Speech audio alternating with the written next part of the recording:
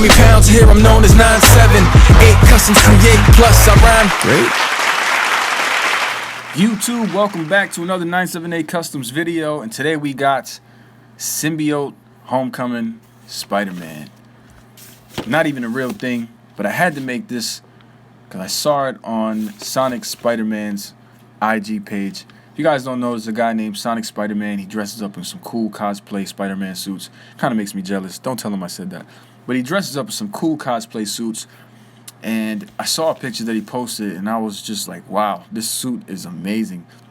I found out afterwards that it was created by No Limit Design Studios. Just an amazing group of designers and artists there.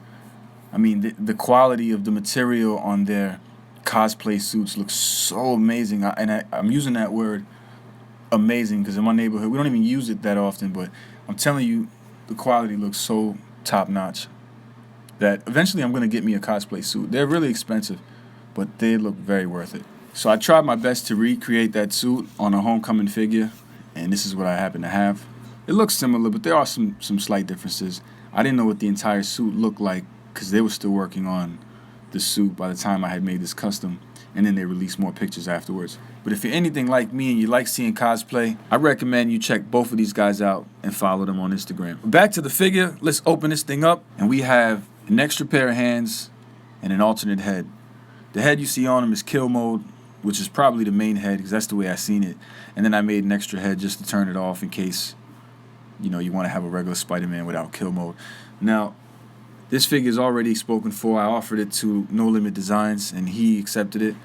He seemed pretty happy about the design being made into an action figure, so he said he'd put it up in his office or something like that, and that's pretty cool. So I'm happy to have it sent that way. Problem is, it's not in the States, so it's going to cost me some money, but that's fine. As long as it gets to the creator who designed the suit, I'm happy that he enjoys it. So that's the reason why I even made it. Well, it's not the reason why I made it. I made it because I wanted to. Let's get that point clear, gentlemen.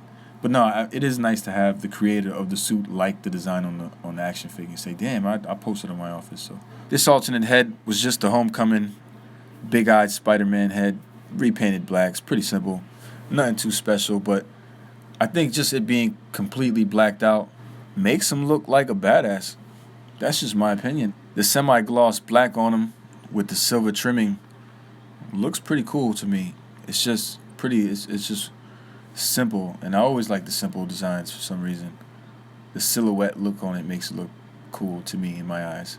Plus, black is one of my favorite colors. When you get them in some cool poses, it's even more fun to play with. I only wish I had a diorama. I might have to make a diorama, guys. I'm getting kind of bored with this white wall, so I need some type of background that I can interact the figure with, just to get them in some better poses. For the meantime, this white background does work because it kind of showcases the entire figure, so whatever you put in front, unless it's a white figure, pops it out in front of you. But a diorama would serve justice with some Spider-Man figures, especially like a city backdrop and stuff. You can have them in all kinds of poses. This one looks kind of cool. Thwipping. Maybe it's hand to the front. Have him thwip out. Yeah, I like that pose. A couple of Tamashi stands in the diorama, and you'd have fun for at least 24 hours.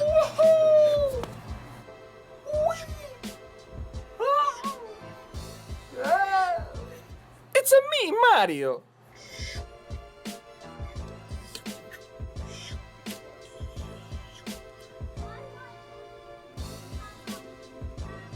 Here's a shot of the backside. My rotating disc is broke. Got to get a new one. Without seeing the back, I kind of assumed the spider was silver. And then I saw pictures of the back, and I was happy that it was. And that's what it is. But if you want to see him compared to another Spider-Man, we can do that really quick. Finally, you can get some good use out of that ugly head they gave us from the 2-pack Homecoming Spider-Man and Iron Man. But he's getting choked out by the symbiote. And that's pretty much what I made the black suit from, this Homecoming figure. This is the 2-pack, so not technically this one, but they are the same body molds, just painted slightly different. I imagine this is like a dream or some sort of metaphor where Peter just can't escape the symbiote, regardless what franchise, which toy line, whatever Ultimate Spider-Man cartoon they reboot, he'll never escape the symbiote. The symbiote will always have him by the neck. No matter where Peter goes, if he looks in the shadows, symbiote is right there. Damn, I should write a book. This is such a decent pose. I'll leave him like that. I like it. I don't know why. Seeing Peter all choked up like that. I hate it. I hate it, but I like it. It sounds contradicting, and it is. Don't judge me. Here's some extra heads I have for the Homecoming Spider-Man, and obviously it was a 2-pack, so it came with the Tom Holland head. And I was chasing that figure for so long for no reason, because it's not such a great figure after all. I just needed it to complete the Homecoming suit Spider-Man, so I have all of them. And these heads are the exact same heads, just repainted. So overall, it doesn't take much to make this custom, just some precision painting when it comes to the silver trimming, but just some black matte or semi-gloss and a clear coat. Let's look at No Limit Designs design again and compare it with the custom head. You see the resemblance. The only thing I don't like about this figure is that the lenses aren't as glossy as the lenses on the design on the cosplay, but there's nothing I could do for that unless I want to put some plastic in the lens and make it shiny, but I didn't want to do none of that.